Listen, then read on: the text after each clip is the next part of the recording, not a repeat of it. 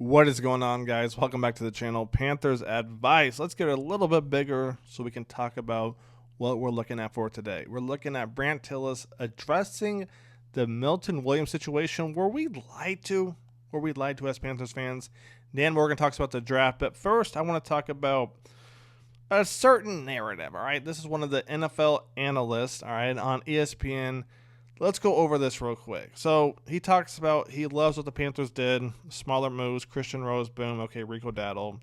All right, they get depth on the offensive line. Christensen, Mays, and Corbett. All right, Tommy Tremble. Quarterback Andy Dalton coming back to back up Bryce Young. Sounds all fine and dandy, right? But let's talk about what he didn't like. And he's not the only one who says this right here. But he goes, I thought the Wharton deal was one of the biggest overpays of the entire cycle. Here's my thing on that real quick with the Wharton deal. If we're basing that off solely of him against the run, well, just give me a few seconds and I'll explain why that's probably one of the stupidest things I've heard, okay?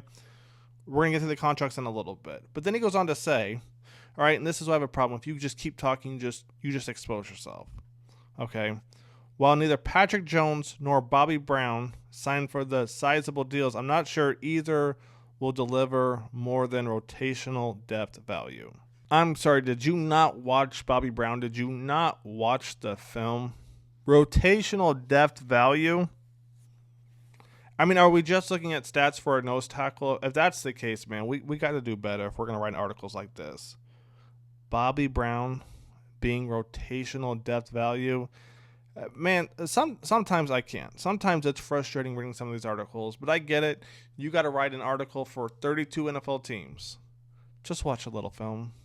Just watch a little bit. But with all that being said, let's jump into the video. We're going to discuss the Wharton contract very, very soon. There were reports at the beginning of the legal tampering period that y'all were in on a deal with Milton Williams. Yeah, so in free agency, things tend to move fast. When the Milton thing didn't go our way, we were just following a plan. And even, during the what do you want, if you want to call it a frenzy, whatever it was, we never felt like we had an agreement with Milton. Like his agent never gave us that indication. So that right there is interesting because everybody kept saying the Panthers are getting Milton Williams. It's done. It's in the bag. But Brandt's basically saying we never got any confirmation from his agent that it happened. And to me, it feels like, they offered Milton Williams a contract, right? It was probably the highest on there.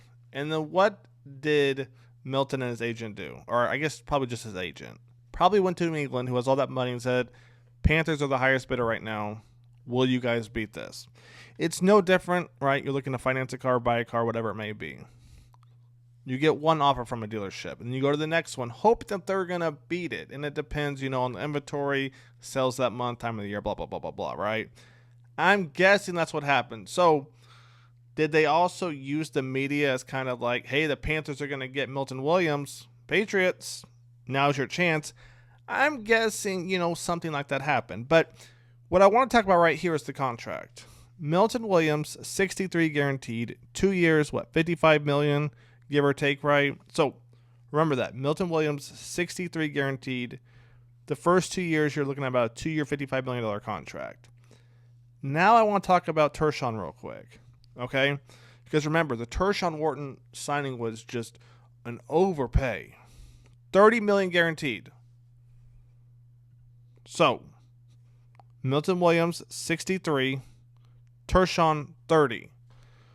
Are we saying that Tershawn Wharton isn't half the player Milton Williams is? So that right there is just the guaranteed, okay? So he's getting half of that.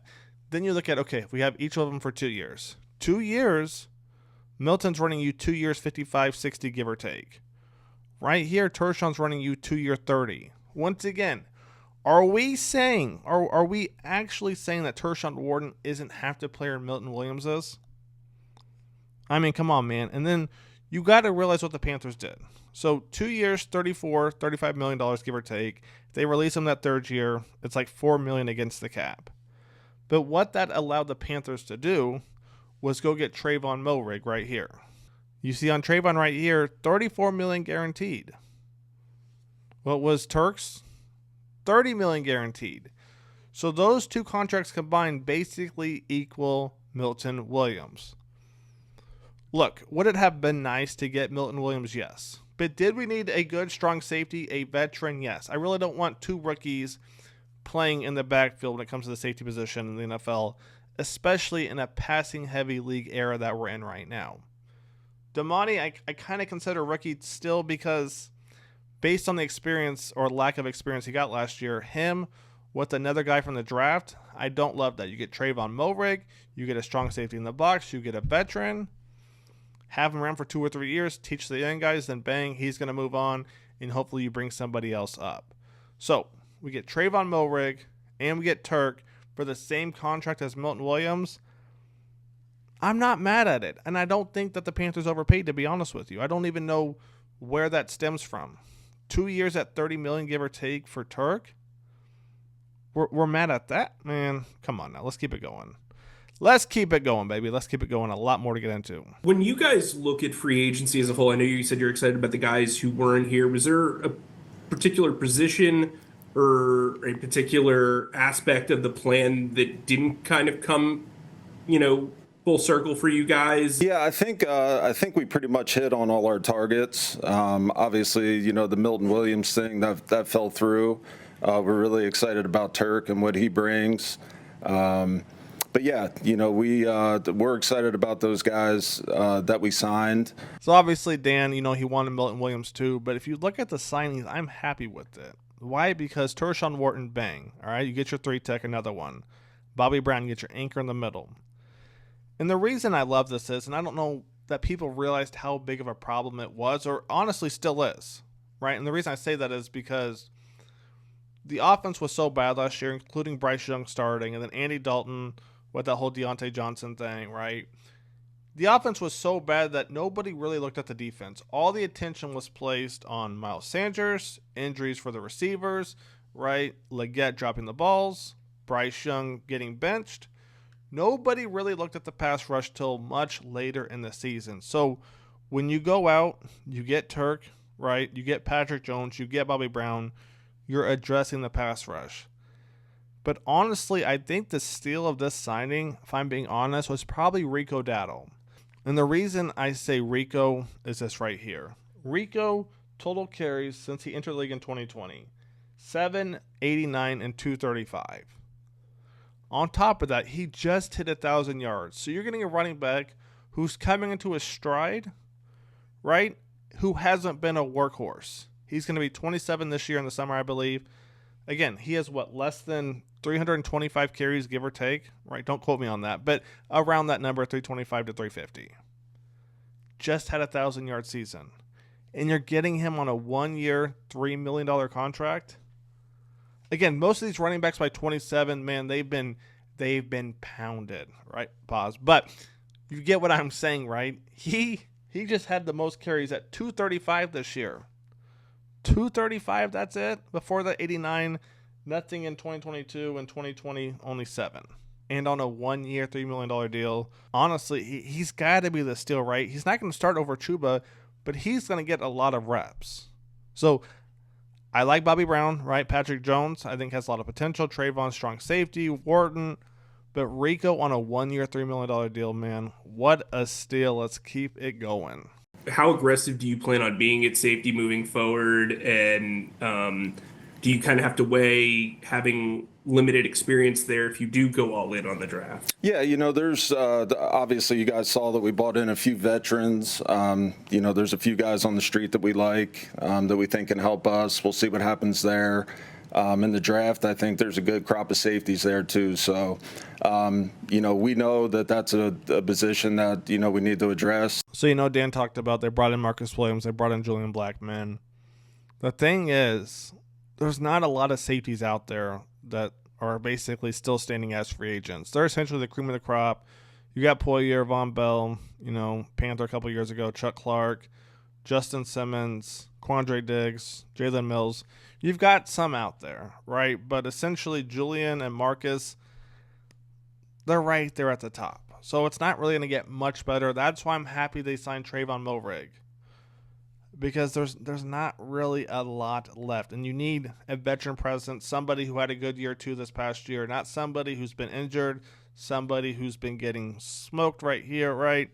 You need somebody who's coming off a good year. So, with that being said, the Panthers are probably going to draft a safety. It all depends on how important or where their guy falls to. You got Nick, you got Starks, you got Watts, you got Andrew out of Texas, right? You got Castro. All these guys, top 10 right here.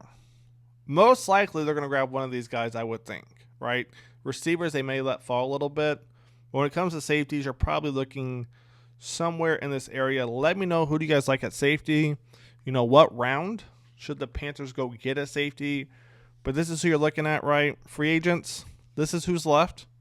And it seems like Dan wants to bring in another veteran safety, to be honest with you. But they'll probably also draft one too. Kind of like what the Chiefs are doing, right? And I guess not just the Chiefs, a lot of teams are doing. You sign a veteran to a 3 to 4 year contract, give or take. Let him kind of teach the rookies, let the rookies learn from him. Bang, boot the veteran out in 2 to 3 years. Bang, you bring up that rookie, and then he's good to go. So that's probably what the Panthers are going to do. Let's keep this thing going. How much has your free agency plan affected what you need at wide receiver? I don't think it's affected it that much. I mean, like I said to you guys before, we're going to take the best players. So however that ends up on the board when it comes to pick 8. So this question from the reporter was interesting because the first part of it, he stuttered a little bit. I didn't want to put that in there. But he says, you've gone so heavy defensively in free agency. Does this mean basically you're going to draft Ted McMillan, right? I mean, that's essentially what the reporter was getting to. I don't see that happening, to be honest with you. I think Dan isn't done fixing up this defense. We're going to see a linebacker. Who's it going to be? I mean, nobody knows yet, right? Could be Walker, could be Williams. It could be a bunch of different guys. But I don't see them getting Ted McMillan with that 8th overall pick. Let me know your thoughts. Maybe I'm wrong. Let's keep it going, though. And then you also said you guys really were looking forward to a center competition. You've obviously re-signed Corbett. Brady's back.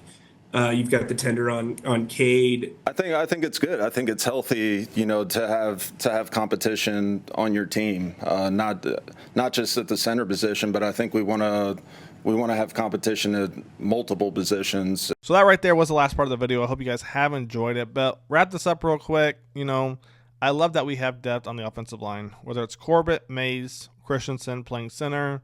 All right. That's great. I don't know that we have much competition anywhere else, though, to be honest, with this team, which is why I think we need to continue to build. Because I think Coker, Leggett, and Thielen are all kind of their own receivers, right? Tremble, Sanders, I don't know that that's really a question, right?